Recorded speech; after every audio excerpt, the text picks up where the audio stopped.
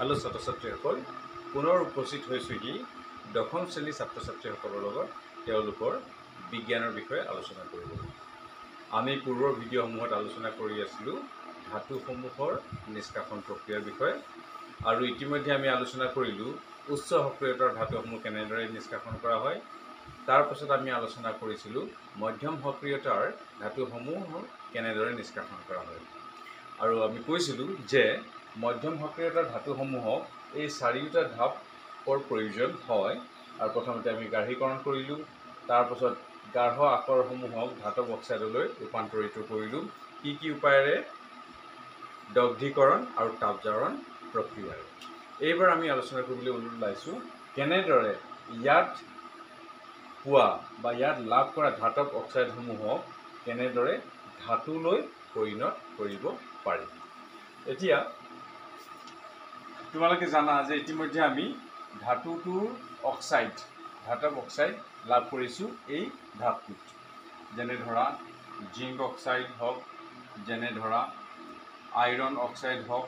এতিয়া এই বিশেষ অক্সাইডবোৰৰ পৰা কেনেদৰে আমি অক্সিজেনটোক আঁতৰাই ধাতুটো লাভ কৰিব পাৰোঁ।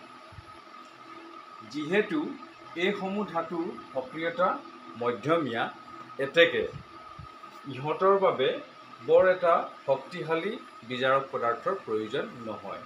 অৰ্থাৎ এলুমিনিয়ামৰ দৰে কিছুমান আৰু কাৰ্বনৰ দৰে কিছুমান বিজাৰক পদাৰ্থই এই কামটো কৰিব পাৰে। ছাত্ৰ ছাত্ৰীসকল, এই যে জিংক অক্সাইড আমি আলোচনা কৰোঁ, এই zinc, iron, nickel, tin, lead এইসমূহ কম সক্ৰিয়তাৰ ধাতু। এতেকে ইহঁতৰ ধাতব অক্সাইডসমূহক বিজাৰিত কৰিবলৈ যাতে আমি ধাতুটো লাভ কৰিব পাৰোঁ, তাৰ বাবে আমাক কাৰ্বনৰ দৰে খুব সস্তীয়া বিজাৰক পদাৰ্থই যথেষ্ট। এই প্ৰক্ৰিয়াত কি কৰা হয়? কাৰ্বন যিটো আমি কোকৰ ৰূপত লওঁ। কোক হৈছে কি? আমি যেতিয়া কয়লাটোক বায়ুহীন পৰিস্থিতিত উত্তপ্ত কৰোঁ, তেতিয়াহ'লে বাকী থকা অংশটোৱে হৈছে কোক। সেই কোকটো সম্পূৰ্ণৰূপে কাৰ্বন। এতেকে কোকৰ গুড়িৰ লগত মানে কাৰ্বনৰ গুড়িৰ লগত মিশ্ৰণ কৰি বা মিহলাই আমি ইয়াক উত্তপ্ত কৰি দিওঁ।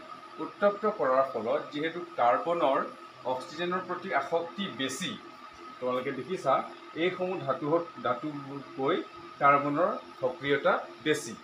এতেকে কাৰ্বনে এই অক্সিজেনটোক আঁতৰাই কাৰ্বন মন'অক্সাইড গঠন কৰে আৰু এই ধাতু যিটো জিংক ই অকলশৰীয়াকৈ ওলাই পৰে। অৰ্থাৎ এই প্ৰক্ৰিয়াত জিংক অক্সাইড বিজাৰিত হৈ জিংক হৈছে আৰু কাৰ্বন জাৰিত হৈ কাৰ্বন মন'অক্সাইডলৈ ৰূপান্তৰিত হৈছে। ঠিক তেনেদৰে লো অক্সাইডবিলাককো আমি কাৰ্বনৰ গুড়ি লগত মিহলাই উত্তপ্ত কৰি আমি লো আৰু কাৰ্বন মন'অক্সাইড লাভ কৰোঁ। এয়াই হৈছে এই বিশেষ প্ৰক্ৰিয়া, কেনেদৰে আমি ধাতব অক্সাইডৰ পৰা ধাতুটো আহৰণ কৰিব পাৰোঁ। কিন্তু আন কিছুমান ধাতু আছে, যেনে ধৰা মেংগানিজ। এই মেংগানিজবোৰক আমি তাৰ অক্সাইডবোৰক আমি কি কৰিব পাৰোঁ? এই কাৰ্বনে বিজাৰিত কৰিব নোৱাৰোঁ, কাৰণ কাৰ্বনতকৈ মেংগানিজৰ অক্সিজেনৰ প্ৰতি যিটো আসক্তি সেয়া বেছি। অৰ্থাৎ কাৰ্বনতকৈ মেংগানিজ বেছি সক্ৰিয়। এতেকে কাৰ্বনৰ দৰে বিজাৰক পদাৰ্থ ব্যৱহাৰ কৰি আমি ইয়াক বিজাৰিত কৰিব নোৱাৰোঁ। তাৰ বাবে কাৰ্বনতকৈ এক শক্তিশালী বিজাৰক পদাৰ্থৰ প্ৰয়োজন হয় আৰু আমি তাৰ বাবে লওঁ এটা বিশেষ বিজাৰক পদাৰ্থ, সেয়া হৈছে এলুমিনিয়াম। মই যোৱাটো ভিডিঅ'ত ইয়াৰ বিষয়ে উল্লেখ কৰিছিলোঁ, তথাপিও পুনৰ মই উল্লেখ কৰিব লৈছোঁ। এই বিক্ৰিয়াত কি হয়? এলুমিনিয়ামৰ গুড়ি মিহলাই উত্তপ্ত কৰা হয়, যাৰ ফলত যিহেতু এলুমিনিয়ামৰ অক্সিজেনৰ প্ৰতি আসক্তি বেছি, এতেকে এলুমিনিয়ামে এই অক্সিজেনটো কাঢ়ি লৈ জাৰিত হৈ এলুমিনিয়াম অক্সাইড উৎপন্ন কৰে আৰু মেংগানিজ ডাইঅক্সাইড বিজাৰিত হৈ মেংগানিজ হয়গৈ। ইয়াত এই গোটেই বিক্ৰিয়াটো এটা তাপবৰ্জী বিক্ৰিয়া আৰু অত্যন্ত বেছি তাপ উৎপন্ন হয়। সেই হেতুকে এই বিশেষ বিক্ৰিয়াটো কি কৰা হয়? এলুমিনোথাৰ্মিক বিক্ৰিয়া বা আমি থাৰ্মিক বিক্ৰিয়া বুলি ক'লেও হ'ব। এয়াই হৈছে কেনেদৰে আমি ধাতৱ অক্সাইডৰ পৰা ধাতুটো আহৰণ কৰিছোঁ। এই গোটেই প্ৰক্ৰিয়াবিলাকক আমাক এটা বিজাৰক পদাৰ্থৰ প্ৰয়োজন হয়। আমি মধ্যম সক্ৰিয়তাৰ ধাতুসমূহৰ বাবে কোনকেইটা বিজাৰক পদাৰ্থ নিৰ্বাচন কৰিছোঁ? হয়, প্ৰথমতে হৈছে কাৰ্বন, যিবিলাক কম সক্ৰিয় ধাতুৰ বাবে, আৰু এইসমূহ ধাতুতকৈ যদি অলপ বেছি সক্ৰিয়তাৰ ধাতু হয় তেনেবোৰ ধাতুৰ অক্সাইডক বিজাৰণ কৰিবলৈ হ'লে আমি এটা শক্তিশালী বিজাৰক পদাৰ্থ ব্যৱহাৰ কৰোঁ, আৰু সেইটো হৈছে এলুমিনিয়াম। এয়াই হৈছে ধাতৱ অক্সাইডৰ পৰা ধাতুটোৰ আহৰণ। এতিয়া যিটো ধাতু আমি পাইছোঁ, এই ধাতুসমূহ এতিয়াও কিন্তু সম্পূৰ্ণ বিশুদ্ধ ৰূপত নাই। ইয়াত এতিয়াও আন কিছুমান ধাতু, কিছুমান উদ্দায়ী বস্তু ইয়াত মিহলি হৈ আছে। এতেকে আমি ইয়াত 100% বা 99% বিশুদ্ধ ৰূপে পাবলৈ হ'লে আমি চতুৰ্থটো ধাপ অৰ্থাৎ বিশুদ্ধিকৰণ কৰিব লাগিব। বিশুদ্ধিকৰণ কৰাৰ আগতে আমি প্ৰথমতে আলোচনা কৰি লওঁ এই কম সক্ৰিয়তাৰ ধাতুসমূহক কেনেদৰে নিষ্কাশন কৰা হয়।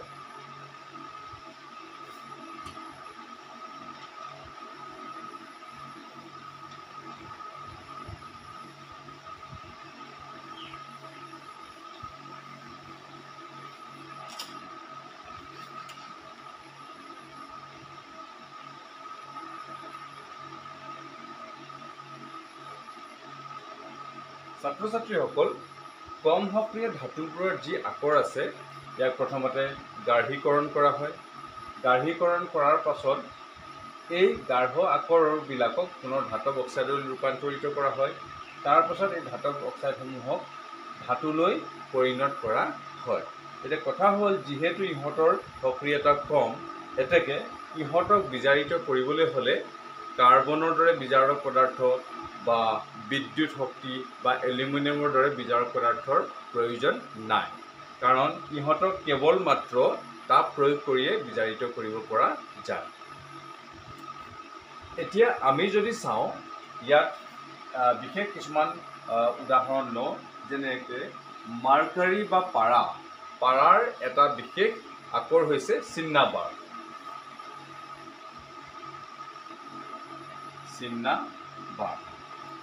এই চিন্নাবাৰ আকৰক আমি কি কৰোঁ, যিহেতু ই এটা ছালফাইড আকৰ, এতেকে ইয়াক দগ্ধীকৰণ কৰিব লাগিব। ছাত্ৰ ছাত্ৰীসকল, তোমালোকৰ নিশ্চয় মনত আছে এই প্ৰক্ৰিয়াটো কি। এই মাৰ্কাৰিক ছালফাইড যিহেতু এটা ছালফাইড আকৰ, এতেকে আমি ইয়াক তাপজাৰণ প্ৰক্ৰিয়াৰে প্ৰথমতে ধাতৱ অক্সাইডলৈ ৰূপান্তৰিত কৰিম। তাৰপিছত যিহেতু সেই তাপ দিয়া হৈছে, এতেকে সেই একেটা তাপে এই ধাতৱ অক্সাইডটোক ধাতুলৈ পৰিণত কৰিব। যিহেতু ই এটা ছালফাইড আকৰ, এতেকে ইয়াক অতিৰিক্ত বায়ুৰ উপস্থিতিত উত্তপ্ত কৰা হয়। উত্তপ্ত কৰাৰ ফলত মাৰ্কাৰিক অক্সাইড আৰু ছালফাৰ ডাইঅক্সাইড উৎপন্ন হয়। এতিয়া ইয়াত উৎপন্ন হোৱা মাৰ্কাৰিক অক্সাইডে পুনৰ সেই একেটা তাপৰ ফলত, বা এই তাপটো যদি আমি তাপমাত্ৰা বঢ়াই 300 ডিগ্ৰী চেলচিয়াছলৈ লৈ যাওঁ, তেনেহ'লে এই মাৰ্কাৰিক অক্সাইডৰ ইয়াৰ বিজাৰণ ঘটি মাৰ্কাৰী আৰু অক্সিজেন গেছ উৎপন্ন কৰিব। অৰ্থাৎ এই দুয়োটা প্ৰক্ৰিয়া একেলগে সংঘটিত হৈছে। প্ৰথমতে মই পুনৰ কওঁ যে মাৰ্কাৰিক ছালফাইডক অক্সিজেনৰ লগত অতিৰিক্ত অক্সিজেন উপস্থিতিত উত্তপ্ত কৰাৰ লগে লগে ইয়াৰ মাৰ্কাৰী অক্সাইড আৰু ছালফাৰ ডাইঅক্সাইড উৎপন্ন হয়। এই প্ৰক্ৰিয়াটো কি আছিলে? তাপজাৰণ। আৰু ইয়াত উৎপন্ন হোৱা মাৰ্কাৰী অক্সাইডটো পুনৰ যদি আমি 300 ডিগ্ৰী চেলচিয়াছলৈকে উত্তপ্ত কৰি দিওঁ, লগালগ সেই একেটা প্ৰক্ৰিয়াতে মাৰ্কাৰী বা পাৰা আৰু লগতে অক্সিজেন উৎপন্ন হয়। এয়াই হৈছে এই কম সক্ৰিয়তাৰ যিবিলাক ধাতু আছে সেইসমূহৰ নিষ্কাশন প্ৰক্ৰিয়া। কিন্তু ইয়াত যি উৎপন্ন হৈছে পাৰা বা মাৰ্কাৰী, ইয়াত এতিয়াও আন কিছুমান অশুদ্ধি মিশ্ৰিত হৈ আছে বা মিহলি হৈ আছে। এতেকে সেই কিছুমান অশুদ্ধিবোৰ আমি আঁতৰাব লাগিব। যেনেদৰে আমি অলপ আগতে মধ্যম সক্ৰিয়তাৰ যিসমূহ ধাতু পাইছিলোঁ, সেইসমূহ ধাতুৰ লগতো বহুতবোৰ কিছুমান অশুদ্ধি মিহলি হৈ আছে। গতিকে মধ্যম সক্ৰিয়তাৰ ধাতুসমূহ যিটো আমি এই ধাপত লাভ কৰিছোঁ আৰু কম সক্ৰিয়তাৰ ধাতুসমূহ যিটো আমি এই প্ৰক্ৰিয়াত লাভ কৰিছোঁ, সেই দুয়োটা শ্ৰেণীৰ ধাতুসমূহক অশুদ্ধিবোৰ আঁতৰাবলৈ চতুৰ্থটো ধাপলৈ আমি আগবাঢ়িব লাগিব। সেয়া হৈছে বিশুদ্ধিকৰণ। গতিকে ছাত্ৰ ছাত্ৰীসকল, এই বিশুদ্ধিকৰণ প্ৰক্ৰিয়াৰ বাবে আমি বিভিন্ন উপায় অৱলম্বন কৰিব পাৰোঁ। এইখিনিতে এষাৰ কথা আছে যে আমি এই অত্যন্ত বেছি সক্ৰিয়তাৰ যি ধাতু আছে সেইসমূহক আমি বিশুদ্ধিকৰণ কৰিবলগীয়া নহয়।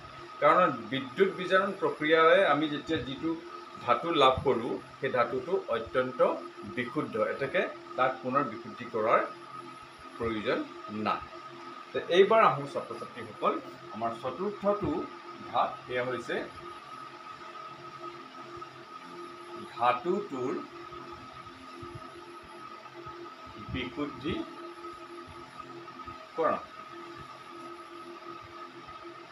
ধাতুটোৰ বিশুদ্ধিকৰণ, যিসমূহ ধাতু আমি ইয়াত লাভ কৰিছোঁ সেই ধাতুটো হৈছে কেঁচা ধাতু। তাত যথেষ্টখিনি অশুদ্ধি মিহলি হৈ আছে।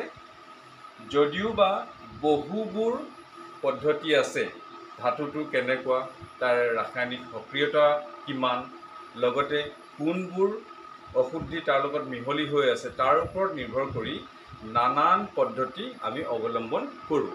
কিন্তু তোমালোকৰ পাঠ্যপুথিত কেৱল এটা পদ্ধতি দেখুওৱা হৈছে বা তাত বিশ্লেষণ কৰা হৈছে, আলোচনা কৰা হৈছে, সেয়া হৈছে বিদ্যুৎ বিশ্লেষণ প্ৰক্ৰিয়া।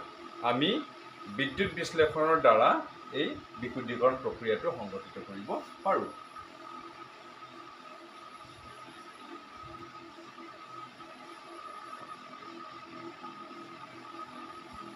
এই বিদ্যুৎ বিশ্লেষণ পদ্ধতিৰ দ্বাৰা যিটো ধাতু আমি লাভ কৰোঁ সেই ধাতুটো প্ৰায় 100% বিশুদ্ধ। এতেকে এই পদ্ধতিটো আটাইতকৈ গ্ৰহণযোগ্য পদ্ধতি। ইয়াৰ বাবে কেইটামান বিশেষ বস্তুৰ প্ৰয়োজন হয়। প্ৰথমটো হৈছে যিটো ধাতু আমি ইয়াৰ পৰা লাভ কৰিছোঁ, অশুদ্ধ ধাতু,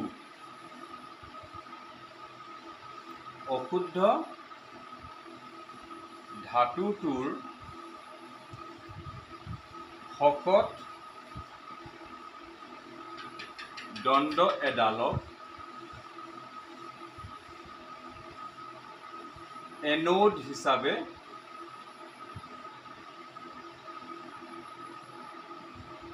লোৱা হয়। যিহেতু তোমালোকৰ মনত আছে, বিদ্যুৎ বিশ্লেষণ প্ৰক্ৰিয়াৰ বাবে আমাক দুটা বিশেষ বিদ্যুতৰ সুপৰিবাহী দণ্ডৰ প্ৰয়োজন হয়। তাৰে এটা হৈছে এনোড, আনটো হৈছে কেথোড। এতেকে যিটো অশুদ্ধ ধাতু আমি ইয়াত লাভ কৰিছোঁ তাৰ শকত দণ্ড এডাল আমি এনোড হিচাপে লওঁ। দ্বিতীয়তে, সেই একেটা ধাতু যিটো আমি বিশুদ্ধ কৰিবলৈ গৈ আছোঁ তাৰে বিশুদ্ধ ধাতুটোৰ পাতল, একেবাৰে ক্ষীণ পাতল তাঁৰ বুলি ক'লেও বেয়া নহয়, পাতল দণ্ড এডাল কেথোড হিচাপে লোৱা হয়। তৃতীয়তে হৈছে, আমি যিটো ধাতু বিশুদ্ধ কৰিবলৈ গৈ আছোঁ বা বিশুদ্ধিকৰণ কৰিবলৈ গৈ আছোঁ সেই ধাতুটোৰে লৱণ এটা বিদ্যুৎ বিশ্লেষ্য হিচাপে আমি ইয়াত লওঁ। এতিয়া যেনে ধৰক কপাৰ বা তাম যদি আমি বিশুদ্ধ কৰিবলৈ গৈ আছোঁ, তেনেহ'লে তামৰে লৱণ এটা, ধৰা কপাৰ ছালফেট লৱণ এটাৰ জলীয় দ্ৰৱ লৈ আমি বিশ্লেষণ প্ৰক্ৰিয়াত আগবাঢ়িব পাৰোঁ। বিশুদ্ধ কৰিবলগীয়া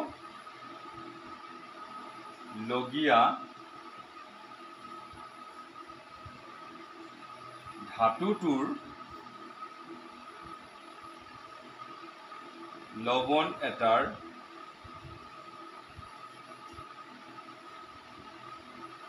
বিগলিত বা জলীয় দ্ৰব বিদ্যুৎ বিশ্লেষ্য হিচাপে লোৱা হয়। এতেকে বিদ্যুৎ বিশ্লেষণ প্ৰক্ৰিয়াৰ দ্বাৰা বিশুদ্ধীকৰণ কৰিবলৈ হ'লে আমাৰ তিনিটা বিশেষ বস্তুৰ প্ৰয়োজন হয়। সেই তিনিটাটো হৈছে এই তৃতীয় ধাপত লাভ কৰা অশুদ্ধ ধাতুটোৰ শকত দণ্ড এডাল লোৱা হয়, যিটো আমি এনোড হিচাপে ব্যৱহাৰ কৰোঁ, অৰ্থাৎ ধনাত্মক মেৰুৰ লগত সংযোগ কৰোঁ। আৰু সেই একেটা ধাতুৰে আমি এটা পাতল দণ্ড তাঁৰ হ'লে হ'ব বিশুদ্ধ ধাতুটোৰ তাঁৰ এডাল বা পাতল দণ্ড এডাল আমি কেথোড হিচাপে ব্যৱহাৰ কৰোঁ, যিটো আমি ঋণাত্মক মেৰুৰ লগত সংযোগ কৰোঁ। আৰু তৃতীয়তে যিটো ধাতু আমি বিশুদ্ধীকৰণ কৰিবলৈ গৈ আছোঁ, সেই ধাতুটোৰ লৱণ এটাৰ জলীয় অথবা বিগলিত দ্ৰৱ এটা আমি বিদ্যুৎ বিশ্লেষ্য হিচাপে ব্যৱহাৰ কৰোঁ। এতিয়া এই গোটেই প্ৰক্ৰিয়াত কি কৰা হয় যে মই মুচি দিছোঁ, তোমালোকে নিশ্চয় টোকা বহীত এইবিলাক টুকি লৈছা।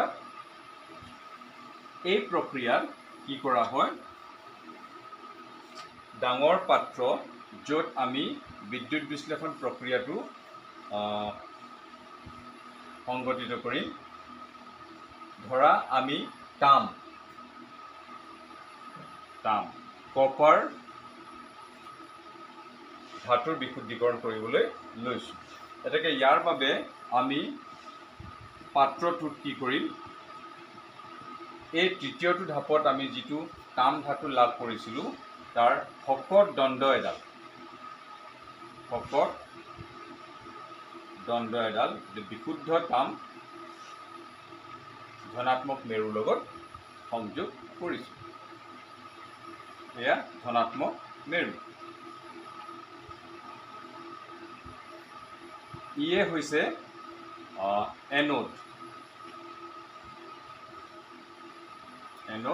এটা বিশুদ্ধ ধাতু। আনহাতে আমি সেই একেটাই ধাতু অৰ্থাৎ তাম আমি বিশুদ্ধ কৰিবলৈ গৈ আছোঁ। এতেকে পাতল তামৰ তাঁৰ এডাল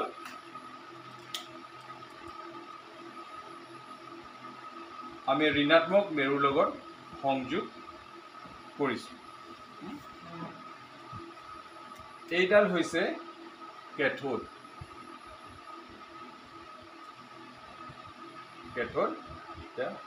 বিশুদ্ধ তাম। ইয়াত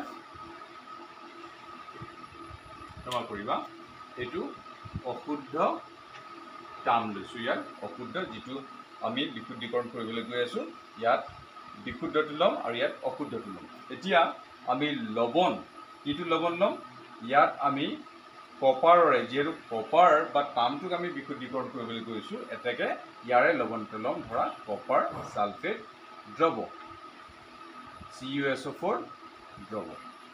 এতিয়া আমি এই ছুইচটো অন কৰি দিয়াৰ লগে লগে বিদ্যুৎ প্ৰবাহিত হ'ব।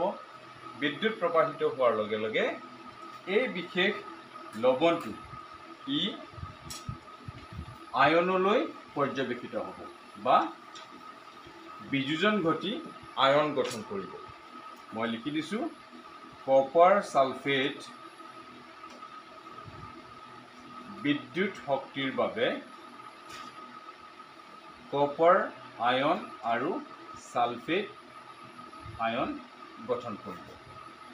আৰু যেহেতু কপাৰ আয়ন ধনাত্মক, এতেকে ই এই ঋণাত্মক মেৰুযুক্ত কেথোডলৈ আকৰ্ষিত হ'ব। সকলোবোৰ কপাৰ আয়ন ইয়াৰ কাষলৈ ঢাপলি মেলিব বা আকৰ্ষিত হ'ব। আৰু তোমালোকে জানা, ইতিমধ্যে আমি এনোড আৰু এনায়ন আৰু কেটায়ন কেনেদৰে গঠন হয় তাৰ বিষয়ে আমি পূৰ্বৰ ভিডিঅ'সমূহত বিস্তৃতভাৱে আলোচনা কৰিছিলোঁ। এই কপাৰ আয়নত যিহেতু দুটা ধনাত্মক আধান আছে, এতেকে ইয়াত দুটা ইলেক্ট্ৰন কম। আৰু আনহাতে কেথড যেহেতু ঋণাত্মক মেৰুৰ লগত সংযোগ হৈ আছে এতেকে ইয়াত ইলেক্ট্ৰন বেছি ই ইলেক্ট্ৰন ধনী আৰু এইফালে ইলেক্ট্ৰন দুখীয়া আৰু এই কপাৰ আয়ন হৈছে ইলেক্ট্ৰন দুখীয়া এতেকে ই ধনী কেথডলৈ গৈছে তাত গৈ পেলাই কি হয় এই কেথডত এই কপাৰ আয়নসমূহে কেথডৰ পৰা দুটা ইলেক্ট্ৰন গ্ৰহণ কৰে অৰ্থাৎ ই কেথডে দান কৰা ইলেক্ট্ৰন কেথডে দান কৰা ইলেক্ট্ৰন গ্ৰহণ কৰি কপাৰ ধাতুলৈ ৰূপান্তৰিত হৈছে কপাৰ ধাতু ই কপাৰ আয়ন এই কপাৰ ধাতু গঠন হোৱাৰ লগে লগে ইয়াৰ ওপৰত জমা হৈ থাকিব এটাকে তাঁৰডাল শকত হৈ পৰিব ঠিক একে সময়তে যেহেতু এনোড ধনাত্মক মেৰুৰ লগত সংযোগ হৈ আছে এটাকে ইয়াত ইলেক্ট্ৰনৰ সংখ্যা তাকৰ ইলেক্ট্ৰনৰ সংখ্যা তাকৰ হোৱাৰ বাবে ইয়াত যিসমূহ কপাৰ আছে বা কপাৰ পৰমাণু আছে সেই কপাৰ পৰমাণুৱে নিজৰ বৰ্হিখোলৰ পৰা দুটা ইলেক্ট্ৰন এনোডক দান দি গুচি যায় কপাৰ ধাতুৰ যিবিলাক পৰমাণু আছে কি দুটা ইলেক্ট্ৰন এনোডক দান দিয়ে এনোডক দান কৰে দান কৰি যেহেতু দুটা ইলেক্ট্ৰন ই এৰি দিলে এটাকে ইলেক্ট্ৰন তাকৰ হৈ গ'ল আৰু ই এটা ধনাত্মক আয়নলৈ পৰ্যবেক্ষিত হ'ল এটাকে এই কপাৰ পৰমাণুবিলাকে এই এনোডক যেহেতু দুখীয়া ইলেক্ট্ৰন দুখীয়া এটাকে দুখীয়া মানুহজনক দুটা নিজৰ ঘৰখনক দুখীয়া যেহেতু দুটা ইলেক্ট্ৰন দান কৰিলে আৰু এই কপাৰ সালফেট দ্ৰৱলৈ কপাৰ আয়ন হৈ ওলাই গুচি আহিল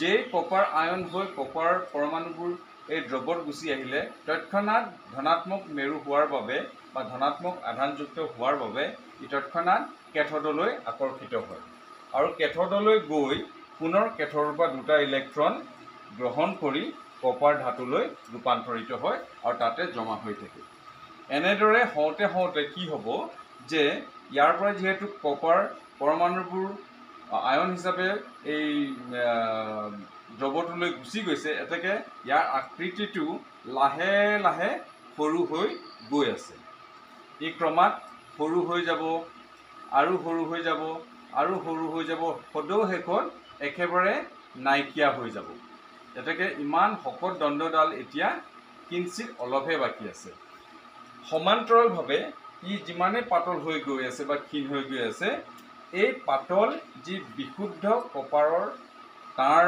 দৰে আছিলে ই ক্ৰমাৎ শকত হৈ গৈ থাকিব আৰু ইয়াত জমা হোৱা যিসমূহ তাম ধাতু আছে ই প্ৰায় 100% বিশুদ্ধ এতিয়া এই অশুদ্ধ শকত দণ্ডডালত যিসমূহ অশুদ্ধি আছিল এই সমগ্ৰ অশুদ্ধিবোৰ এই এনোড দণ্ডডালৰ তলতে জমা হৈ থাকিব এই যে অশুদ্ধিবোৰ ইয়াত জমা হৈ থাকিলে ইয়াকে কি বুলি কয় এনোড বোকা ইয়াকে কি বুলি কয় এনোড বোকা এটাকে ছাত্ৰ ছাত্ৰীসকল তোমালোকে দেখি পালা যে এই মধ্যম সক্ৰিয়তাৰ ধাতুৱে হওক বা কম সক্ৰিয়তাৰ ধাতুৱে হওক বিভিন্ন উপায় অৱলম্বন কৰি আমি সিহঁতক বিশুদ্ধীকৰণ কৰিব পাৰোঁ নানা উপায়ৰ মাজতে এটা উপায় হ'ল বা এটা পদ্ধতি হ'ল বিদ্যুৎ বিশ্লেষণ এই বিদ্যুৎ বিশ্লেষণৰ জৰিয়তে লাভ কৰা বা পোৱা যিসমূহ ধাতু